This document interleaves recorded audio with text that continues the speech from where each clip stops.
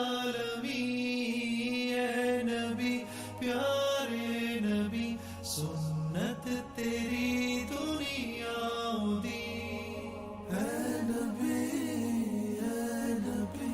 نحمده ونصلي على رسوله الكريم اما بعد فاعوذ بالله من الشيطان الرجيم بسم الله الرحمن الرحيم رب اشرح لي صدري ويسر لي امري واحلل عقدة من لساني يفقهوا قولي.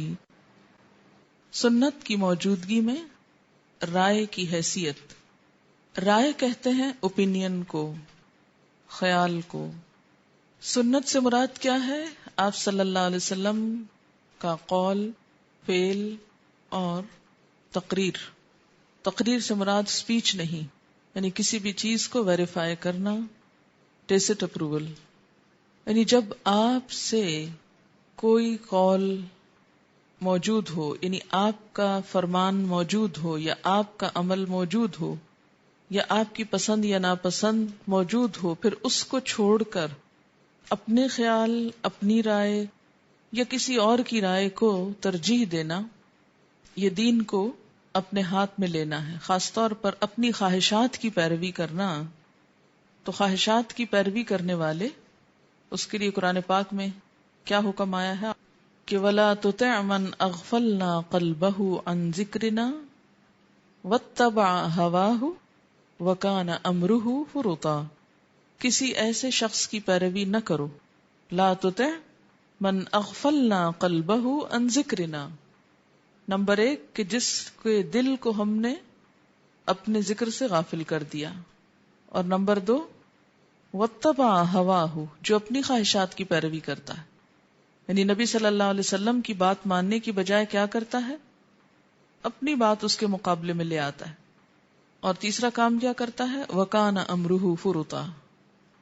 یہ تو ہے ذاتی حیثیت میں کہ انسان اپنی خواہشات کا بندہ بن جائے دین کے مقابلے میں. لیکن اسی طرح کسی اور کی رائے پر بھی عمل کرنا، کسی اور کی مرضی پر چلنا، اللہ کے رسول صلی اللہ علیہ وسلم کی مرضی کو چھوڑ کر، تو یہ بات بھی ناپسندیدہ ہے. سنت رسول صلی اللہ علیہ وسلم پر عمل کرنے کی بجائے اپنی مرضی سے زیادہ عمل کر کے زیادہ ثواب حاصل کرنے کی خواہش پر آپ نے اظہار ناراضگی فرمایا. اس کی وضاحت پیچھے ہو چکی ہے، جس میں ان 3 صحابہ کرام کا واقعہ آیا جنہوں نے آپ کی عبادت کو کم سمجھا اور آپ سے بڑھ کر کام کرنے کی کوشش کی. تو یہاں بیسیکلی کیا ہے اس حدیث میں؟ یہ جو بخاری کی حدیث آپ پڑھ چکے ہیں، اس میں آپ دیکھیے کہ جب 3 صحابہ نے حضرت عائشہ سے آپ صلی اللہ علیہ وسلم کی عبادت کے بارے میں معلوم کیا، جب پتہ چل گیا کہ آپ کیا کرتے ہیں، تو آپ کے طریقے کو فالو کرنے کی بجائے انہوں نے کیا کہا؟ خود سے کچھ باتیں سوچی. ہر ایک نے اپنی رائے کا اظہار کیا، اپنی اپنی رائے ظاہر کی نا. ایک نے کیا رائے ظاہر کی کہ میں کبھی رات کو سوؤں گا نہیں، ہمیشہ نماز پڑھوں گا. دوسرے نے کیا رائے ظاہر کی؟ روزہ رکھوں گا، کبھی نہیں چھوڑوں گا. تیسرے نے کہا میں شادی نہیں کروں گا. تو جس طرح اپنی خواہشات کی پیروی درست نہیں، اسی طرح آپ صلی اللہ علیہ وسلم کے طریقے سے بڑھ کر کوئی اور طریقہ اختیار کرنا، خواہ وہ نیکی کا کام ہی کیوں نہ ہو، وہ بھی درست نہیں. اسی لیے اس آیت کے تیسرے حصے میں کیا ہے؟ وَكَانَ أَمْرُهُ فُرُطًا. ایسے کی بات نہ مانو جس کا معاملہ افراط اور تفریط پر مبنی ہو. یعنی یا تو خواہشات کی تکمیل میں حدیں توڑ جانا دین کی، اور یا پھر کیا کرنا؟ کمی کر دینا. اپنے اوپر نہ سختی درست ہے اور نہ ہی دین میں ایسی وسعت کی اجازت ہے کہ جو دین سے باہر جا پڑے. اسی طرح سنت رسول صلی اللہ علیہ وسلم پر عمل کرنے کی بجائے اپنی رائے پر عمل کرنے والوں کو نبی صلی اللہ علیہ وسلم نے نافرمان کہا ہے. اس کے لیے پیچھے حدیث گزر چکی ہے. اسی طرح صحابہ کرام فیصلہ کرتے وقت اپنی رائے پر عمل کرنے سے پہلے ہمیشہ سنت رسول صلی اللہ علیہ وسلم کی طرف رجوع کرتے تھے. سنت رسول صلی اللہ علیہ وسلم کا علم ہوتے ہی صحابہ کرام اپنی رائے کو واپس لے لیتے تھے. اور اتباع سنت ہی مسلمانوں کے باہمی اختلافات ختم کرنے کا واحد راستہ ہے. یعنی ایک آپ کی ہستی ہی ایسی ہے کہ جس پر باقی سب لوگ متفق ہو سکتے ہیں، کیونکہ آپ کو اللہ تعالی نے تمام انسانوں کے لیے رسول بنا کر بھیجا ہے. یا ایھا الناس انی رسول اللہ الیکم جمیعا، اے لوگو میں تم سب کی طرف اللہ کا رسول بنا کر بھیجا گیا ہوں. جمیعا، تو جن کو اللہ نے رسول بنا کر بھیجا ان کا مقام پھر عام انسانوں کے مقام سے بہت بلند ہے.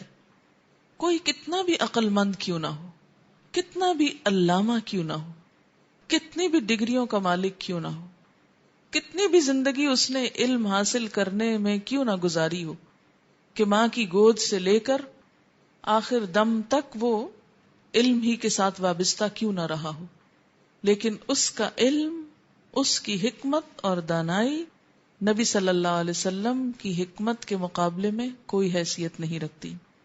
No comparison. کیونکہ لوگوں کی حکمت کی بنیاد تجربہ اور مشاہدہ ہے، جبکہ نبی صلی اللہ علیہ وسلم کی حکمت کی بنیاد وحی الہی ہے. آپ کو جو کچھ ملا اللہ تعالی کی طرف سے ملا. ایک شخص نے خاص ساری زندگی اپنی کسی لیبارٹری میں گزار دی ہو اور پھر اس نے کوئی نتیجہ نکالا ہو اور وہ نتیجہ کسی بھی نبی صلی اللہ علیہ وسلم کی حدیث یا سنت کے خلاف پڑتا ہو، تو ہمیں حق نہیں کہ ہم اس کی بات مان کر آپ کی بات کو جھٹلا دیں. کیوں؟ اس لیے کہ آپ نے دیکھا ہوگا کہ دنیا میں جتنے بھی نظریے پیش کیے گئے ان میں سے اکثریت کے ساتھ حال کیا ہوا کہ تھوڑے ہی عرصے کے بعد وہ نظریہ تبدیل ہو گیا. بہت زور شور سے ایک تھیری آئی اور چند ہی دن کے بعد اس کو ریفیوٹ کر دیا گیا. انسانوں کے مطالعے کا نچوڑ، انسانوں کی سٹیٹمنٹس اور انسانوں کے لائے ہوئے قاعدے قانون کبھی بھی پرماننٹ نہیں ہو سکتے، 100% درست نہیں ہو سکتے، اس میں غلطی کا امکان ہے. اس لیے لوگوں کی باتوں پر بنیاد بنا کر کبھی وحی الہی کا انکار نہیں کرنا چاہیے.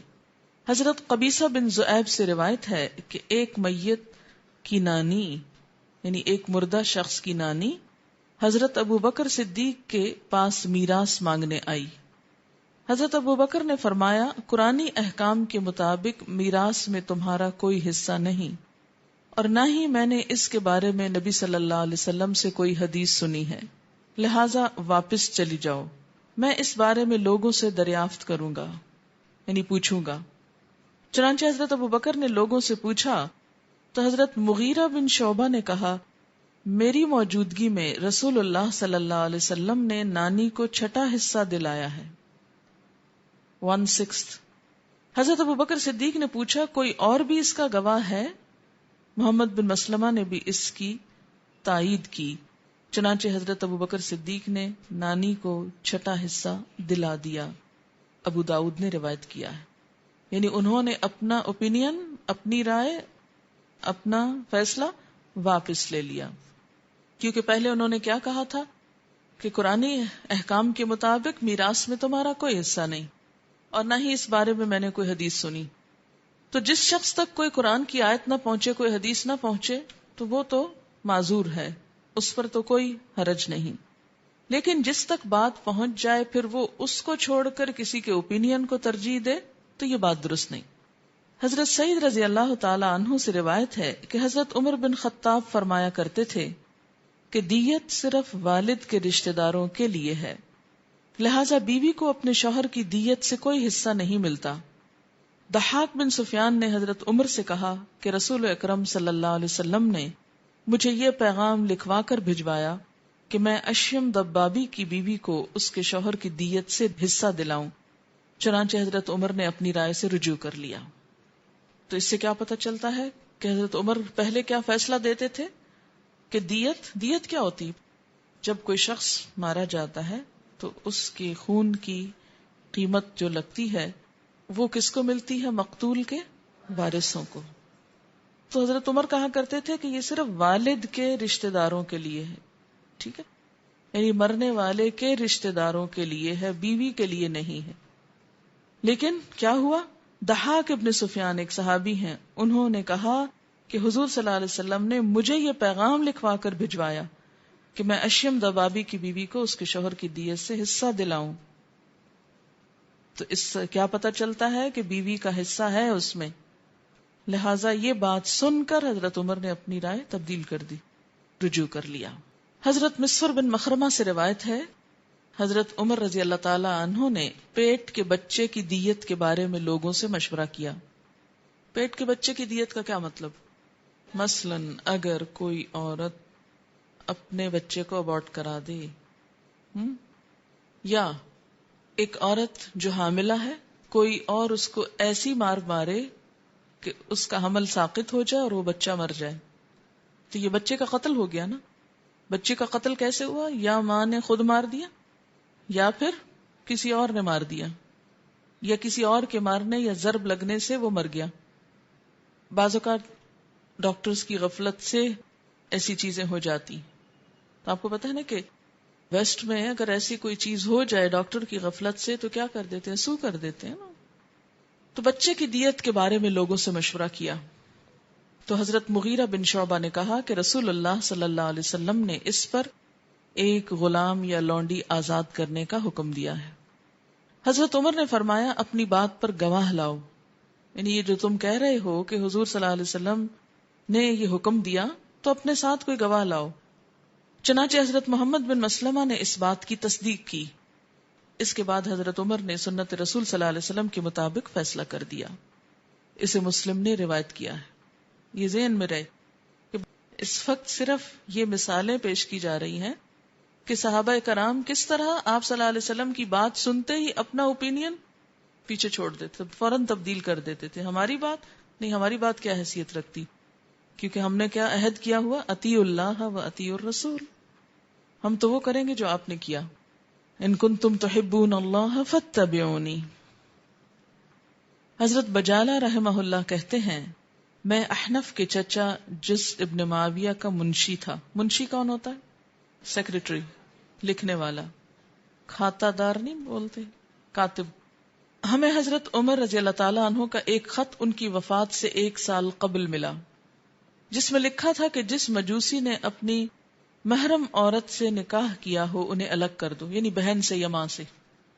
کیونکہ اسلام میں تو یہ جائز نہیں، لیکن ضروری نہیں کہ سارے اور مذاہب میں بھی یعنی ناجائز ہو. مثلا آپ دیکھیں کہ کرسچنز کے ہاں اپنی کزن سے بھی شادی نہیں ہو سکتی، ان کے ہاں وہ بھی محرم. حضرت عمر مجوسیوں سے جزیہ نہیں لیتے تھے. جزیہ کیا ہوتا ہے؟ جزیہ کن سے لیا جاتا ہے؟ جزیہ غیر مسلموں سے لیا جاتا ہے. لیکن جب حضرت عبد الرحمن بن عوف نے گواہی دی کہ رسول اللہ صلی اللہ علیہ وسلم مجوسیوں سے جزیہ لیا کرتے تھے تو حضرت عمر نے بھی جزیہ لینا شروع کر دیا، حالانکہ اس سے پہلے وہ نہیں لیتے تھے. اسے بخاری نے روایت کیا. حضرت زینب بنت کعب بن عجرہ رضی اللہ تعالی عنہا سے روایت ہے کہ حضرت ابو سعید خدری رضی اللہ تعالی عنہ کی بہن فریہ بنت مالک بن سنان رضی اللہ عنہما نے انہیں بتایا کہ وہ رسول اللہ صلی اللہ علیہ وسلم کے پاس آئیں اور پوچھا کہ کیا وہ بنی خدرہ میں اپنے گھر جا سکتی ہیں، کیونکہ میرے خاوند کے چند غلام بھاگ گئے تھے. وہ انہیں ڈھونڈنے نکلے. جب طرف قدوم ایک جگہ کا نام ہے مدینہ سے 7 میل دور، وہاں پہنچے تو وہاں غلاموں کو پایا اور غلاموں نے میرے خاوند کو مار ڈالا.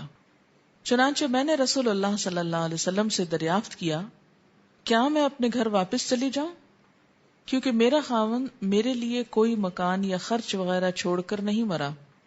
حضرت فریہ رضی اللہ تعالی عنہا کہتی ہیں کہ رسول اللہ صلی اللہ علیہ وسلم نے فرمایا ہاں چلی جاؤ. حضرت فریہ کہتی ہیں میں وہاں سے نکلی، ابھی مسجد یا حجرہ میں ہی تھی تو آپ صلی اللہ علیہ وسلم نے مجھے بلایا یا کسی کو بلانے کا حکم دیا اور مجھے بلایا گیا. آپ صلی اللہ علیہ وسلم نے ارشاد فرمایا تم نے کیا کہا تھا؟ میں نے ساری بات دوبارہ بیان کی جو میں نے اپنے شوہر کے متعلق کہی تھی. کیا بات تھی؟ کہ میرے خاوند کے چند غلام بھاگ گئے تھے، وہ انہیں ڈھونڈنے نکلے. جب طرف قدوم پہنچے تو وہاں غلاموں کو پایا اور غلاموں نے میرے خاوند کو مار ڈالا. چنانچہ میں نے رسول اللہ صلی اللہ علیہ وسلم سے پوچھا کہ کیا میں اپنے گھر واپس چلی جاؤں، کیونکہ میرا خاوند میرے لیے کوئی مکان یا خرچ وغیرہ چھوڑ کر نہیں مرا. حضرت فریہ کہتی ہیں تب رسول اللہ صلی اللہ علیہ وسلم نے فرمایا اپنے گھر میں ٹھہری رہو حتیٰ کہ عدت پوری ہو جائے، یعنی کس گھر میں؟ جہاں شوہر فوت ہوا تھا۔ چنانچہ میں نے اس گھر میں 4 ماہ 10 دن پورے کیے۔ حضرت فریہ کہتی ہیں جب حضرت عثمان بن عفان نے میرے پاس پیغام بھیجا اور مسئلہ دریافت کیا تو میں نے انہیں یہی بتایا اور انہوں نے اس کے مطابق فیصلہ کیا۔ اسے ابو داؤد نے روایت کیا۔ تو کیا فیصلہ کیا کہ عورت عدت کہاں گزارا کرے؟ شوہر کے گھر میں، اور کہاں نہ جائے؟ پیرنٹس کے پاس، الا یہ کہ کسی ایسی جگہ پر ہو، مثلا کسی باہر کے ملک میں، کہ جہاں وہ بالکل تنہا رہ جائے اور اس کے رہنے میں اس کی عزت مال وغیرہ کو خطرہ ہو، یا اس کے پاس کوئی وہاں جا نہ سکتا ہو، جیسے ویزا پرابلمز وغیرہ ہوتے ہیں، وہ تو ایکسیپشنل کیسز ہیں، لیکن عام حالات میں عدت وہیں گزارنی چاہیے جو شوہر کا گھر ہو۔ سبحانک اللہم و بحمدک نشہد ان لا الہ الا انت نستغفرک و نتوب الیک۔ والسلام علیکم ورحمۃ اللہ۔ العالمین، اے نبی پیارے